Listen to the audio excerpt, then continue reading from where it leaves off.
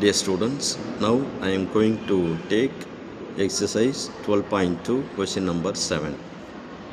Third subdivision, P conditional Q, biconditional, negation P conditional Q. This is the question. Here, இப்போ இது வந்து டாட்டாலஜியா கான்ட்ரடிக்ஷனா கண்டிஷன்ஸியா அப்படின்னு கேட்குறாங்க. அதான் நம்ம கண்டுபிடிக்க போகிறோம்.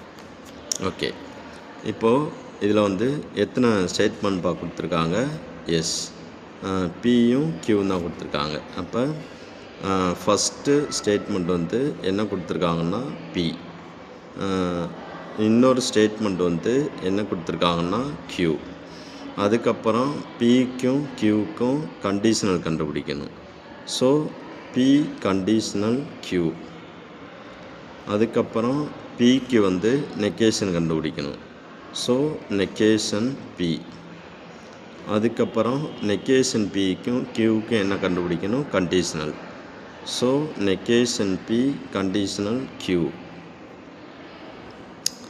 அதுக்கப்புறம் இது எல்லாத்தையும் சேர்த்து எழுதிடணும். அப்போ P conditional Q biconditional negation P conditional Q அதுபோல் கிடைக்கும். ஓகே, இப்போது இதில் வந்து எத்தனை ஸ்டேட்மெண்ட் பாருக்கு? Yes, 2 statement. Number of elements கண்டுபிடிக்கிறதுக்கு என்ன ஃபார்முலா? S, 2 power n. இதில் வந்து என்னன்றது எதை டினோட் பண்ணும்? Number of statement. Number of statement எத்தனை இருக்குது? பியும் கியூவும் தான். ஸோ எண்ணுக்கு பதில் 2ன்னு சப்ஸ்டியூட் பண்ணிங்கனாக்கா 2 2s எவ்வளோது? 4. இப்போ என்ன வாலி கிடைக்குதோ அதில் பாதி எடுக்கணும். 4ல் பாதி வந்து 2. அப்போ 2 ட்ரூ எழுதணும், 2 ஃபால்ஸ் எழுதணும். அப்புறம் இதில் பாதி எடுக்கணும். 2ல் பாதி 1. அப்போ 1 ட்ரூ 1 ஃபால்ஸு இது போல் எழுதிக்கணும். ஓகே, அப்போ ஃபஸ்ட்டு வந்து 2 ட்ரூ 2 ஃபால்ஸ் எழுதணும். So 2 true 2 falls.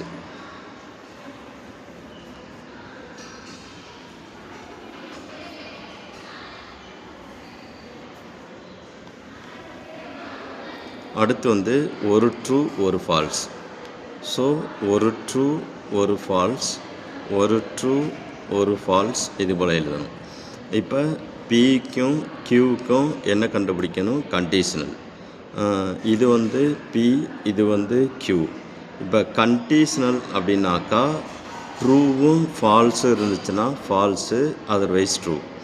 இப்போ வந்து இது ரெண்டுக்கும் தான் கண்டிஷனல் கண்டுபிடிக்கலாம். இப்போ ட்ரூவும் ஃபால்ஸ் இருக்கான்னு பார்க்கணும். ஓகே, ட்ரூவும் ஃபால்ஸும் இருக்குது, ஃபால்ஸ். வேறு எதுலேயுமே ட்ரூ ஃபால்ஸ் இல்லை. அப்போனா அதர்வைஸ் என்ன எழுதிடணும்? S, true. ஓகே, அடுத்து பிக்கு வந்து என்ன கண்டுபிடிக்கணும்? நெகேஷன். இப்போ பி அப்படின்ற ஸ்டேட்மெண்ட் இது. நெகேஷன் அப்படின்னா இதோட ஆப்போசிட். அப்போ இங்கே வந்து ட்ரூ இருக்குது, ஃபால்ஸ். இங்கே ட்ரூ இருக்குது, ஃபால்ஸ். ஃபால்ஸோட ஆப்போசிட் ட்ரூ, ஃபால்ஸோட ஆப்போசிட் ட்ரூ. அடுத்து நெகேஷன் பிக்கும் கியூவுக்கும் கண்டிஷனல் கண்டுபிடிக்கணும். நெகேஷன் பி வந்து இது, கியூ வந்து இது. அப்போ நெகேஷன் பிக்கும் கியூவுக்கும் தான் நம்ம என்ன கண்டுபிடிக்கணும்? கண்டிஷனல். இப்போ கண்டிஷனல் அப்படின்னா என்ன கண்டிஷன்? எஸ், ட்ரூவும் ஃபால்ஸும் இருந்துச்சுன்னா ஃபால்ஸ், அதர்வைஸ் ட்ரூ. ஓகே, அப்போ ட்ரூவும் ஃபால்ஸும் இருக்கான்னு பாருங்கள். ட்ரூவும் ஃபால்ஸ் இருக்குது. ஸோ இது வந்து ஃபால்ஸு. மற்ற இதுலேயும் ட்ரூ ஃபால்ஸ் இல்லை, அதர்வைஸ் என்னென்னு எழுதிடலாம்? Yes, true. அடுத்து வந்து பி கண்டிஷனல் கியூ, அதுக்கும் நெகேஷன் பி கண்டிஷனல் கியூ இதுக்கும் என்ன கண்டுபிடிக்கணும்னா பை கண்டிஷனல். இப்போ பை கண்டிஷனல்னால் நமக்கு தெரியும், சேமாக இருந்துச்சுனாக்கா true, otherwise falls.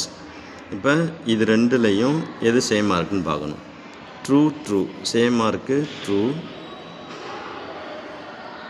True true சேமாக இருக்குது, ட்ரூ. வேறு எதுவும் சேமாக இல்லை. அப்போ அதர்வைஸ் என்ன எழுதிடணும்? ஃபால்ஸ்.